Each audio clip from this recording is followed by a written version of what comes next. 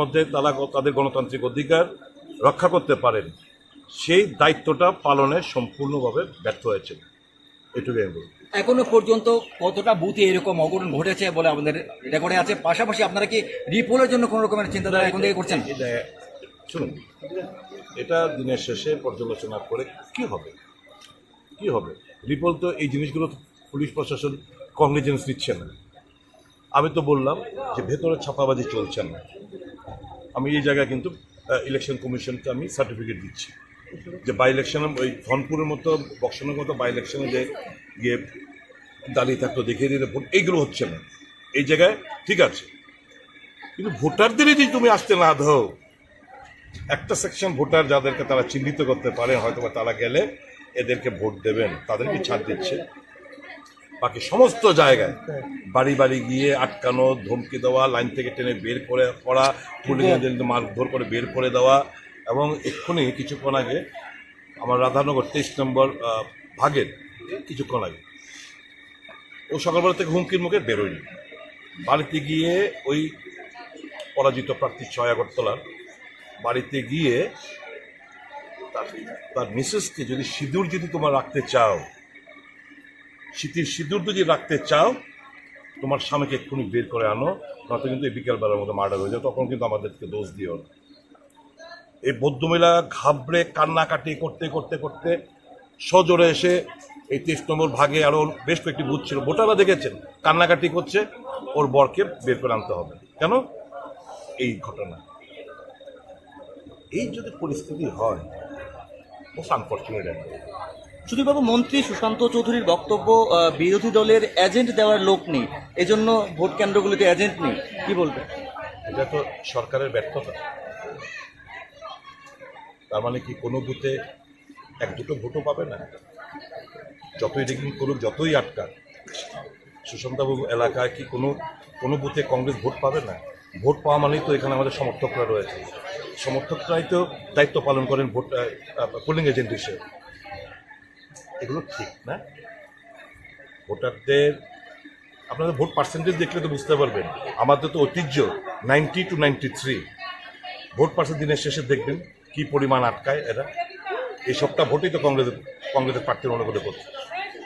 সুদীপবাবু, দেশের নির্বাচনে দেখা গিয়েছিল 80% ভোট হয়েছে নির্বাচন কমিশনের তথ্য অনুযায়ী। হ্যাঁ, 2023 বিধানসভা নির্বাচনে 80% ভোট হয়েছে নির্বাচন কমিশনের তথ্য অনুযায়ী। আজকের ভোটের পরিপ্রেক্ষিতে কত পার্সেন্টেজ ভোট হতে পারে মনে হয়? আমি সেটা বলবো না, দিনের শেষে আপনারা জেনে নেবেন কত পার্সেন্টেজ ভোট হয়েছে। আমাদের রাজ্যের একটা ঐতিহ্য, আমি একটু বলতে পারি, 89, 90, 91, 92, 93 এর মধ্যে ফ্লাকচুয়েট করে সব নির্বাচন। এটা কম হওয়া মানে হচ্ছে ভোটারদের আসতে বাধা দেওয়া হয়েছে। সকাল 9টা অবধি দেশের সর্বোচ্চ হারে ত্রিপুরা প্রথম ছিল, দ্বিতীয় ওয়েস্ট বেঙ্গল। ঠিক আছে, দিনের শেষে দেখুন না কত গিয়ে দাঁড়ায়। আমি তো বললাম অন্যান্য রাজ্যে 60-65% হলে দারুণ ভোট হয়েছে, আর আমাদের রাজ্যের ভোট 90 থেকে 93, 89, 90, 91, 92, 93 এর মধ্যে ফ্লাকচুয়েট করে। এখন ultimate at the end off day কি পার্সেন্টেজ ভোট হয়েছে এটা প্রমাণ হবে। মানে আপনি নির্বাচন কমিশনের উপরে একমাত্র সন্তুষ্ট যে ছাপ্পা ভোট হচ্ছে না?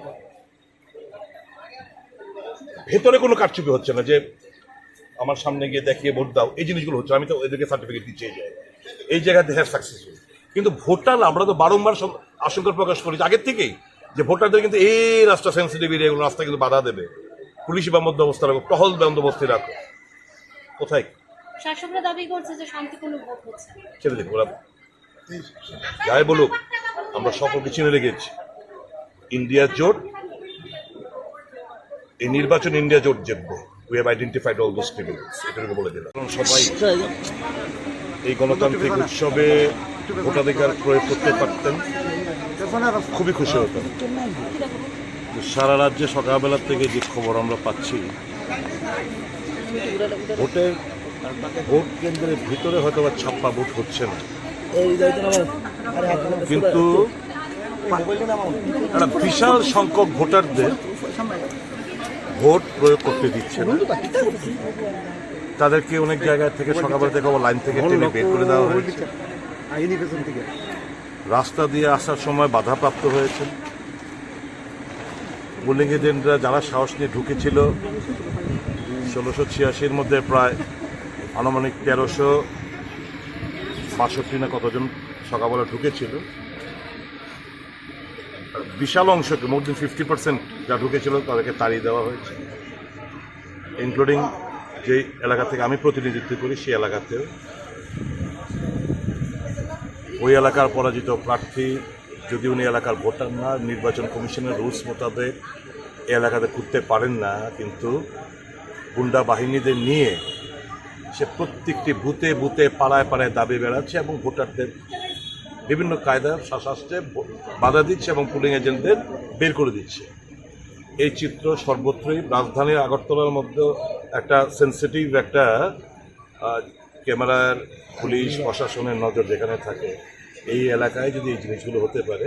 একটু যখন বেরিয়ে আসছিলাম বাংলা মাঠের ওখানে, আপনারা গেলেও দেখতে পারবেন, আমি যাচ্ছি এক্ষুনি অনুপ বৈদ্যর বাড়িতে আমাদের কৃষ্ণা রক্ষিত, শ্যামল মজুমদার, আরও দুজন পুলিং এজেন্ট তাদেরকে বের করে দিয়েছিল, শুনছিল। এই বাড়িটা 25-30 জন গুন্ডা বাহিনী এসে ঘেরাও করে রেখেছে ঝুটন দত্ত ভৌমিক নামক একটি সমাজদ্রোহী এবং তার সাক্ষীরা।